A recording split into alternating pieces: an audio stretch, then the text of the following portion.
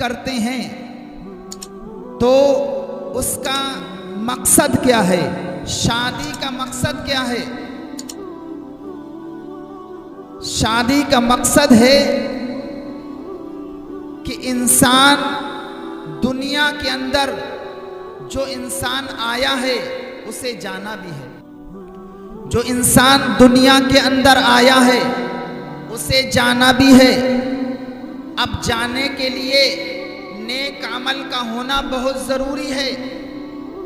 جب انسان دنیا سے جائے گا تو جانے کے لیے نیک عمل کا ہونا بہت ضروری ہے. اس لیے کہ قبر آخرت کی منزلوں میں سب سے پہلی منزل ہے. قبر یہ نہیں دیکھتی ہے یہ ہے کون شخص، اس کا باپ کون ہے، اس کا بھائی کون ہے، یہ کس کی اولاد ہے، اس کا چچا کون ہے، اس کا ماموں کون ہے، یہ کس خاندان سے تعلق رکھتا ہے، بلکہ قبر اعمال دیکھتی ہے.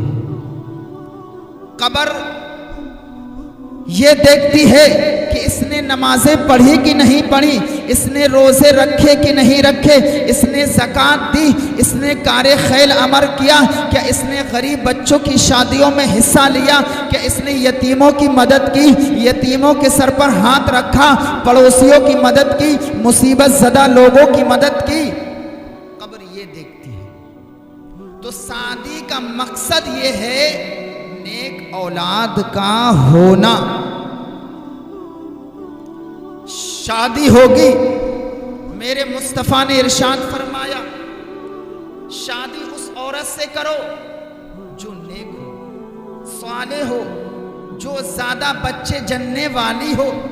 تو صحابہ نے حضور کی بارگاہ میں عرض کیا یا رسول اللہ ہم یہ کیسے پتہ کریں گے کہ زیادہ بچے جننے والی عورت ہو اس سے شادی کرو؟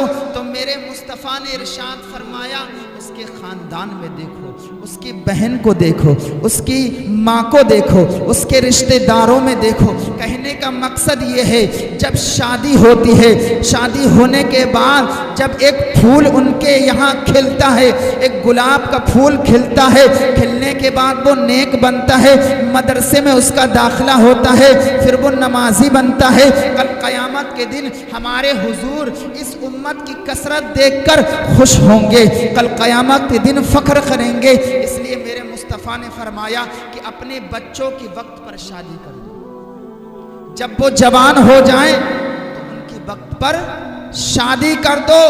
اگر وقت پر ماں باپ نے شادی نہیں کی، اب اگر ان بچوں سے کوئی گناہ صادر ہوتا ہے، بچے کوئی برائی کا کام کرتے ہیں، جیسے آج کے دور میں لے لیجئے ڈی جے لے لیجئے، اللہ اکبر، ناچ گانا لے لیجئے اور ڈانس پارٹی لے لیجئے، اس میں لڑکیوں کو بلا کے ڈانس کرواتے ہیں، ناچتے ہیں، ان پر اپنا پیسہ لوٹاتے ہیں کہ یہ عمل اچھا ہوگا. اب یہ ان کی شادی میں تاخیر ہو رہی ہے، بچے دن بدن برائی کی جانب کھینچے چلے جا رہے ہیں.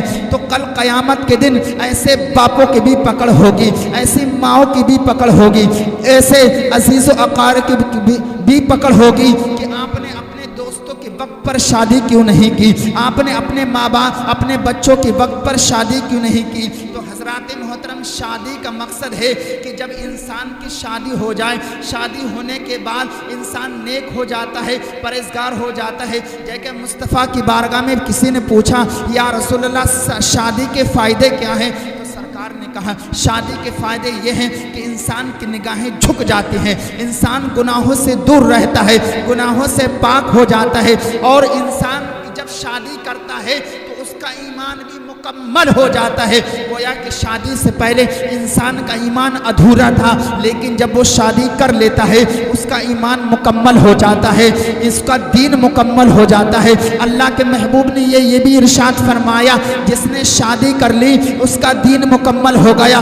آدھی دین اس کا نماز سے ہو گیا اور روزے رکھے، اس نے نیک عمل کیا، لیکن جب شادی ہوئی اس کا مکمل دین ہو گیا. جب مکمل دین ہو گیا، نیک و پرہیزگار ہو گیا، اب اس کے اوپر لازم ہے کہ وہ برائی کی طرف نہ جائے، برائی کی طرف رجوع نہ کرے، برائی سے دور رہے.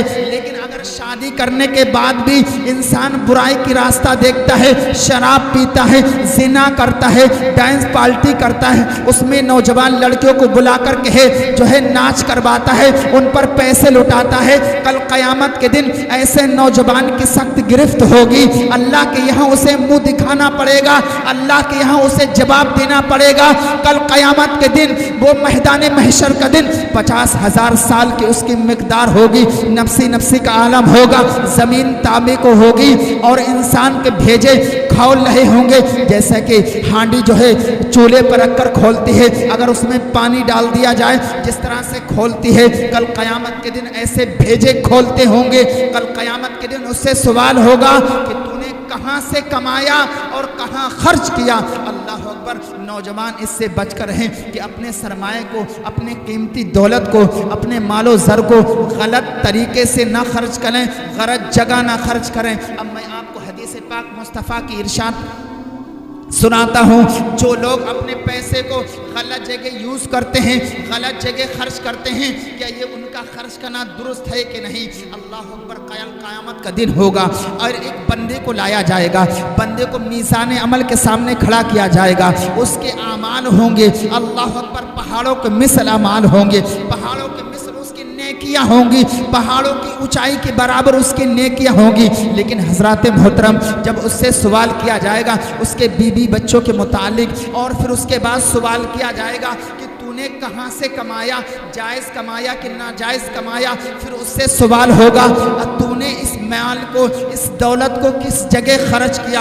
اللہ اکبر۔ حضرات محترم، روایتوں کے اندر آتا ہے جس کی نیکیاں پہاڑوں کے مثل ہوں گی، لیکن جب اس سے سوال کیا جائے گا کہ تو نے دولت کہاں کمائی اور کہاں خرچ کی، لیکن جب اس سے مطالبہ ہوگا تو اس نے دولت ایسی جگہ خرچ کی ہوگی جہاں ناجائز و گناہ تھا، یعنی ڈیس پارٹی، یعنی عورتوں پر خرچ کرنا، یعنی وہ جو ناچنے والی گویاں ہیں ان پر خرچ کرنا۔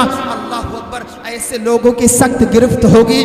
اب وہ شخص جس کے اعمال پہاڑوں کے مثل ہوں گے، لیکن جب یہی مطالبہ ہوگا تو اس کی ساری نیکیاں چھین کر کے اللہ اکبر دوسروں کو دے دی جائیں گی، اور جو ہے کل قیامت کے دن اس کی اولادیں، اس کی بیوی بچے، سارے لوگ کھڑے ہوں گے، رب کی بارگاہ میں عرض کریں گے مولا یہ وہ شخص ہے، بیوی کہے گی یہ وہ شوہر ہے جس نے مجھے حرام لقمہ کھلایا، حرام طریقے سے کمائی کھلائی۔ اللہ اکبر۔ ہم تو لا علم تھے، ہمیں نہیں معلوم تھا کہ یہ کہاں سے کما کے لاتا تھا اور کیسے مجھے خرچ دیتا تھا۔ اللہ اکبر۔ کل قیامت کے دن وہ بیوی بھی اس شوہر کا دامن پکڑے گی اور جھجلا کے کہے گی تو نے یہ حرام کمال کیوں کھلایا؟ اللہ اکبر۔ ادھر بچے بھی اس کو جھجلا کے کہیں گے، ادھر بیوی بھی، ادھر جو ہے ادھر اگر اس نے صدقہ کیا ہوگا وہ صدقہ بھی اس سے سوال کرے گا۔ اللہ اکبر۔ اور یہ سارے کے سارے لوگ، روایتوں کے اندر آتا ہے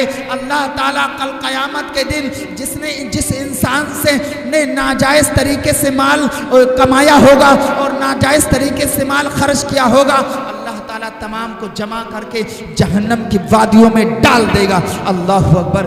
یہ اعمال ہوں گے، یہ معاملہ ہوگا کل آخرت کا۔ تو حضرات محترم، جس انسان کی شادی ہو جائے اسے چاہیے کہ وہ برائی سے دور رہے، گناہوں سے دور رہے۔ اگر شادی کرنے کے بعد بھی گناہ کرتا ہے تو سب سے بڑا وہ انسان کمینہ ہے، وہ بدبخت ہے کہ شادی اللہ نے اس شریعت میں اسی یعنی میرے مصطفیٰ شادی کا مقصد اسی لیے سرکار نے فرمایا ہے، اور شادی کا مقصد بھی یہی ہے کہ انسان گناہوں سے بچے رہے۔ النکاح من سنتی فمن رغب عن سنتی فلیس منی۔ جس نے میری سنت کو اپنایا اس نے مجھے اپنایا، اور جس نے میری سنت سے اعراض کیا اس نے مجھ سے اعراض کیا۔ کل قیامت کے دن کچھ لوگ کہتے ہیں شادی کرنے سے کیا فائدہ، جب دودھ فری میں یوں ہی مل جاتا ہے، مول مل جاتا ہے، تو بھینس پالنے کی کیا ضرورت ہے؟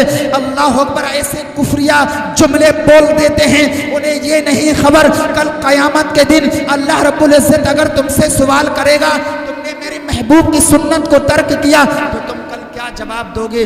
آج اس طرح کے لوگ بات کر دیا کرتے ہیں۔ اللہ اکبر۔ حضرات محترم، آپ ذرا غور فرمائیے، جو لوگ شادی سے اعراض کرتے ہیں اور یہ کہہ دیتے ہیں کہ بھینس پالنے کی کیا ضرورت ہے جب دودھ مارکیٹ میں مل جاتا ہے، یہ ایسے ایسے لوگ ہیں جن کا دین و ایمان بالکل نکل جاتا ہے، یہ دین و ایمان سے کورے ہو جاتے ہیں۔ اور آج کل کی ہماری ماں اور بہنیں بھی اس بات کو ضرور سنیں کہ شادی کا مقصد ہے نیک بننا، اور جس کی شادی ہو جائے اس کو چاہیے کہ وہ گناہوں سے دور رہے اور روزے رکھے، اللہ